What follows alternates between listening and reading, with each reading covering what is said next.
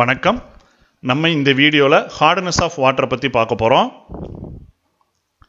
Before entering to the topic hardness of water, we should know some knowledge on sources of water, types and effects of impurities present in the water.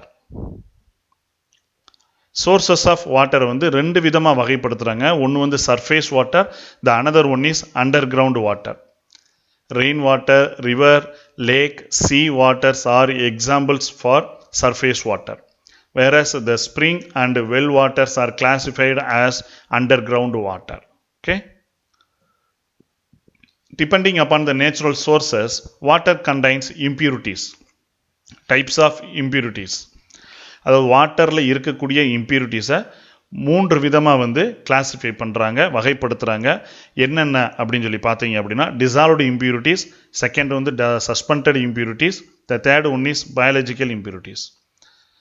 இப்போ dissolved impurities பேர்லேயே இருக்குது, வாட்டரில் கரைஞ்சிருக்கக்கூடிய impurities. Okay, inorganic salts வந்து கரைஞ்சிருக்கலாம், organic salts வந்து வாட்டரில் கரைஞ்சிருக்கலாம். ரைட்டா, கரைஞ்சிருக்கக்கூடிய இந்த inorganic organic salts எல்லாமே வந்து ஒரு இம்பியூரிட்டிஸாக வந்து ஆக்ட் பண்ணலாம்.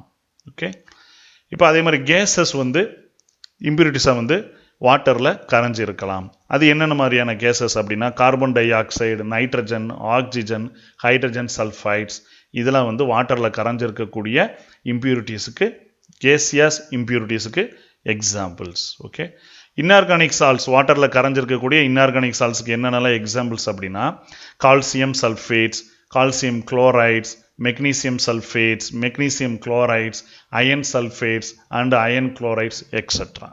Okay, அடுத்து செகண்ட் டைப்ஸ் என்னன்னு சொல்லி பார்த்தீங்க அப்படின்னா சஸ்பெண்டட் இம்பியூரிட்டிஸ். ரைட், இந்த சஸ்பெண்டட் இம்பியூரிட்டிஸ்ன்றது வந்து வாட்டரில் வந்து முழுவதுமாக கரைஞ்சிருக்காது, அதோட சைஸ் வந்து பார்ட்டிக்கல் சைஸில் இருக்கும். ரைட்டா, இப்போ கிளே அப்படின்னா கிளே வந்து கிளே, மட், vegetable and animal matters R examples for suspended impurities. இப்போ மழை காலங்களில் டொமஸ்டிக் பர்பஸுக்கு நம்ம வீட்டில் தண்ணி வர்றது இல்லையா, நகராட்சியிலேருந்து வரக்கூடிய தண்ணிலாம் பார்த்தீங்க அப்படின்னா கொஞ்சம் கலங்கல் தன்மையாக இருக்கும். அந்த மழை காலத்தில் தண்ணி, அந்த ஆறுலேருந்து வர்ற தண்ணிகள் வந்து அந்த மண்ணில் கிளே பார்ட்டிகல்ஸ், மட் பார்ட்டிகல்ஸ் எல்லாமே எடுத்துகிட்டு வர்றதுனால நமக்கு வந்து அந்த கலங்கல் தன்மைகள் வந்து கொடுக்கும். ரைட்டா, அந்த கலங்கல் தன்மை, அந்த டர்பிடிட்டி, சரியா, அந்த டர்பிடிட்டியை வந்து நம்ம ஈஸியாக விசுவலைஸ் பண்ணலாம். ரைட்டா, கண்ணால் நம்ம ஈஸியாக பார்க்கலாம். ரைட்டா, ரைட், இது மாதிரியான பார்ட்டிகல்ஸ்க்கு இருந்துச்சு அப்படின்னா அதை வந்து நம்ம என்ன சொல்கிறாங்க, suspended impurities. Okay, right, clay, மட், வெஜிடபிள் அண்டு அனிமல்ஸ் மேட்டர்ஸ், இது எல்லாமே வந்து examples for suspended impurities. The third one is biological impurities. The biological impurities are defined as impurities resulting from living matter and their byproducts. அதாவது உயிருள்ள ஒரு பொருள்னால வாட்டரில் இருக்கக்கூடிய இம்பியூரிட்டிஸ்க்கு பேர் வந்து பயாலஜிக்கல் இம்பியூரிட்டிஸ். எக்ஸாம்பிள்னு சொல்லி பார்த்தீங்க அப்படின்னா bacteria, virus, algae, protozoa, microfungi etcetera. Okay, this slide shows the effects of impurities present in the water. வாட்டரில் இருக்கக்கூடிய இம்பியூரிட்டிஸ்னால physical and chemical properties of water வந்து அஃபெக்ட் ஆகுது. என்னென்ன மாதிரியான ஃபிசிக்கல் ப்ராப்பர்ட்டிஸ்னு சொல்லி பார்த்தீங்க அப்படின்னா colour, turbidity, taste, odour, conductivity. என்னென்ன மாதிரியான கெமிக்கல் ப்ராப்பர்ட்டிஸ் வந்து மாறுது இம்பியூரிட்டிஸ் இருக்கிறதுனால வாட்டரில் அப்படின்னு சொல்லி பார்த்தீங்க அப்படின்னா pH, cases like carbon di oxide, oxygen, ammonia, இதெல்லாம் வந்து அமௌண்ட் வந்து டிசால்வ்டு இம்பியூரிட்டிஸ், டிசால்வ்டு கேசஸோட அமௌண்ட் வந்து இன்க்ரீஸ் ஆகும், மினரல்ஸ் வந்து குறையும். ரைட், சாலினிட்டி, அல்கலினிட்டி, ஹார்ட்னஸ், இதெல்லாம் வந்து இன்க்ரீஸ் ஆகும். ஓகே,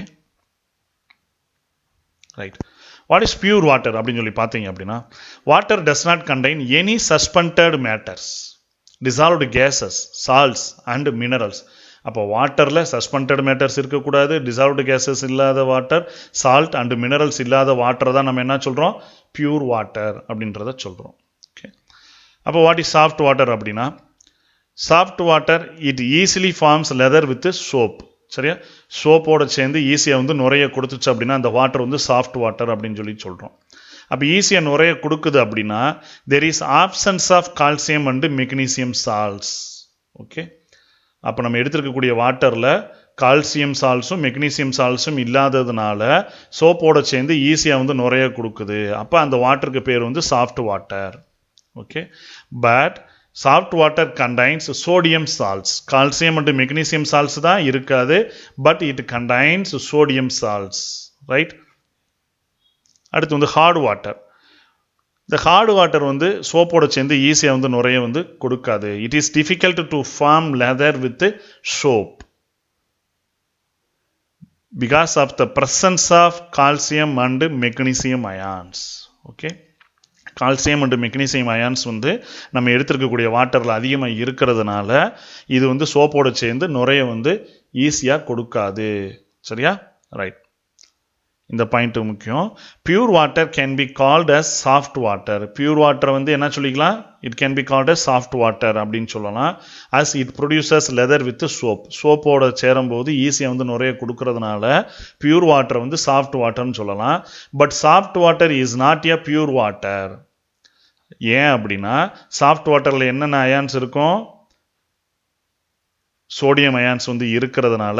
வேற பியூர் வாட்டரில் வந்து எந்த ஒரு அயான்ஸுமே வந்து சால்ட்ஸுமே வந்து இருக்காது. வேற சாஃப்ட் வாட்டரில் சோடியம் சால்ட்ஸ் ப்ரெசண்டாக இருக்கிறதுனால pure water is soft water, but soft water is not a pure water. Okay, right. Presence of impurities limits the applications of water.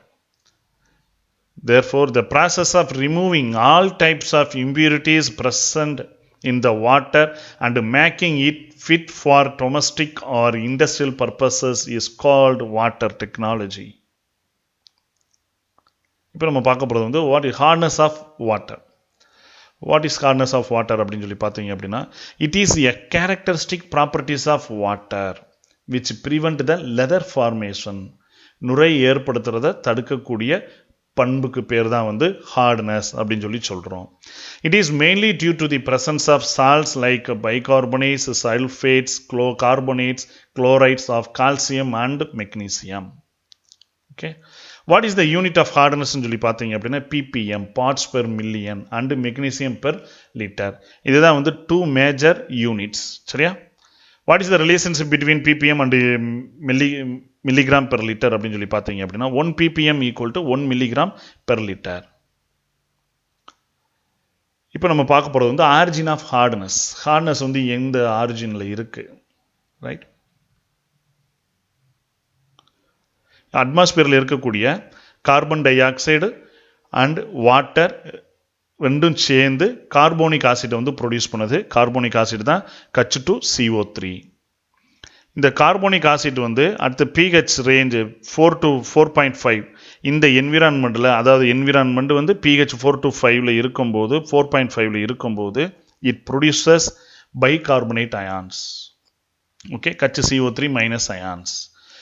இந்த ஃபார்மான HCO3 மைனஸ் அயான்ஸ், அதாவது பைகார்பனேட் அயான்ஸை வந்து அக்வாட்டிக் அனிமல்ஸ் அது வந்து எடுத்து கிரகிச்சுக்கிட்டு, aquatic அனிமல்ஸில் போன்ஸில் எல்லாமே வந்து calcium இருக்கும் இல்லையா, அந்த கால்சியம் வந்து பைகார்பனேட் கூட சேர்ந்து கால்சியம் கார்பனேட்டாக வந்து மாறிடுது. ஓகே, இதுதான் வந்து ரெஸ்பான்சிபிள் ஃபார் ராக்ஸ். ரைட்டா? சுண்ணாம்பு பாறைகள், லேண்ட், செடிமெண்ட்ஸாக வந்து மாறிடுது. எது? Calcium carbonates. கால்சியம் கார்பனேட் வந்து எப்படி இருக்கும் அப்படின்னா ஜென்ரலி அயானிக் நேச்சரில் Ca2+ அண்டு CO3 2- கார்பனேட் அயானாகவும் கால்சியம் அயான்ஸாகவும் இருக்கும், எக்ஸிஸ்ட் ஆகிருக்கும். ரைட். இந்த பைகார்பனேட் அயான் வந்து கால்சியம் கூட சேரும்போது அதோட pH வந்து எப்படி இருக்கு? pH வந்து 7.6. ஓகே, வேற கார்போனிக் ஆசிட் வந்து பைகார்பனேட் அயானா மாறும்போது pH வந்து 4.5. இந்த மீடியத்தில் தான் இந்த பைகார்பனேட் அயான்ஸ் வந்து கார்போனிக் ஆசிட் வந்து பைகார்பனேட் அயான்ஸை வந்து மாறுது. அதே மாதிரி pH 7.6 தான் பைகார்பனேட் அயான்ஸ் வந்து கார்பனேட் அயான்ஸாக வந்து மாறும். ஓகே, இதே மாதிரி தான் இது வந்து ஆக்சுவலாக வந்து அக்வாட்டிக் அனிமல்ஸ்ன்னு சொல்லியிருக்கோம். ரைட்டா? அக்வாட்டிக் அனிமல்ஸில் இருந்து தான் இந்த கால்சியம் கார்பனேட் வந்து ப்ரொடியூஸ் ஆகுது. பைகார்பனேட் அயன்ஸ் வந்து அக்வாட்டிக் அனிமல்ஸில் இருக்கக்கூடிய கால்சியம் வந்து கிரகிச்சுட்டு கால்சியம் கார்பனேட்டாக மாறுதுன்றதை சொன்னோம். இதே மாதிரி தான் ஹார்ட் வாட்டரை நம்ம பைப்பில் வீட்டில் பைப் இதிலலாம் நம்ம போகும்போதும் அதுவும் இதே ப்ராசஸ் தான். வாட்டரில் இருக்கக்கூடிய வாட்டரில் டிசால்வ் ஆகக்கூடிய கார்பன் டை ஆக்சைடு எல்லாம் சேர்ந்து கார்போனிக் ஆசிடை ப்ரொடியூஸ் பண்ணி பைகார்பனேட்டை ப்ரொடியூஸ் பண்ணி இதுதான் ஃபைனலாக வந்து கால்சியம் கார்பனேட் வந்து ஃபார்ம் ஆகும். இது வந்து பிரிசிபிடேட்டாக வந்து செட்டில் ஆகக்கூடியது கால்சியம் கார்பனேட். இந்த கால்சியம் கார்பனேட் ஃபார்ம் ஆகிறத தான் என்ன சொல்கிறாங்க, ஸ்கேல் அப்படின்னு சொல்லி சொல்கிறாங்க. இதுதான் வந்து வாட்டரில் பைப்பில் தண்ணி அடைச்சிக்கிருச்சு, ரைட்டாக ஏதோ அடைச்சிக்கிருச்சு அப்படின்னு சொல்லி சொல்கிறோம் இல்லையா, அதுதான் வந்து இந்த ஸ்கேல் ஃபார்மேஷன். உப்பாக வந்து அடைச்சிக்கிறோம் இல்லையா, ரைட். அந்த உப்பு அடைச்சிக்கிற அந்த ப்ராசஸ்க்கு பேர் தான் வந்து ஸ்கேல். ஓகே, இப்போ நம்ம பார்க்க போகிறது வந்து ஹவு டு டிடெக்ட் ஹார்ட்னஸ் வந்து எப்படி டிடெக்ட் பண்ணலாம். இப்போ நம்ம கையில் வந்து ஒரு வாட்டர் சாம்பிள் வந்து கொடுத்துட்றாங்க. அந்த வாட்டர் சாம்பிள் வந்து இதில் ஹார்ட்னஸ் இருக்கா இல்லையா அப்படின்னு சொல்லி கேட்டாங்க அப்படின்னா நம்ம 2 விதமான டெஸ்ட் வந்து பண்ணலாம்.